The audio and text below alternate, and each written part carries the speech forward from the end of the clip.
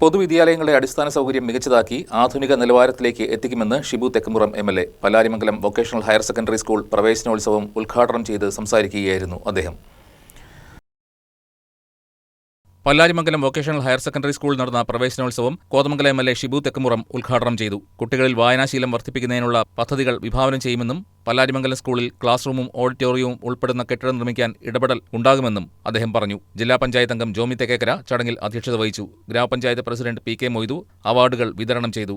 വിവിധ സംഘടനകൾ വിദ്യാർത്ഥികൾക്ക് ആവശ്യമായ സ്കൂൾ കിറ്റ് വിതരണം ചെയ്തു. ബ്ലോക്ക് പഞ്ചായത്ത് അംഗം രാജേഷ് കുഞ്ഞുമോൻ, ഗ്രാമപഞ്ചായത്ത് സ്റ്റാൻഡിംഗ് കമ്മിറ്റി ചെയർമാൻമാരായ അൻസാരി കെ.എ. മുഹമ്മദ്, ഗ്രാമപഞ്ചായത്ത് അംഗങ്ങളായ Nisamol Ismail, Naji Jabbar, Jameela Ali, Jasmine Nasar, Hakeem Khan P A., Shoukath Ali M P., N K. Muhammad, പ്രിൻസിപ്പൽമാരായ Usha P., Sunitha Ramesh, headmaster Sajimon P N., PTA. President Ali Ultima, SMC. Chairman Aliyar K M., SMDC. Chairman Pramod, വ്യാപാരി വ്യവസായി ഏകോപന സമിതി പ്രസിഡന്റ് എം.എം. അലിയാർ, സ്കൂൾ വികസന സമിതി അംഗങ്ങളായ നിഷാദ് സി.എ., അലിക്കുഞ്ഞ് മീരാൻ, അനസ് ഓലിക്കൽ, കാസിം സർഗം, ടി.എം. അർഫൽ, ചിത്ര എം.കെ. തുടങ്ങിയവർ സംസാരിച്ചു.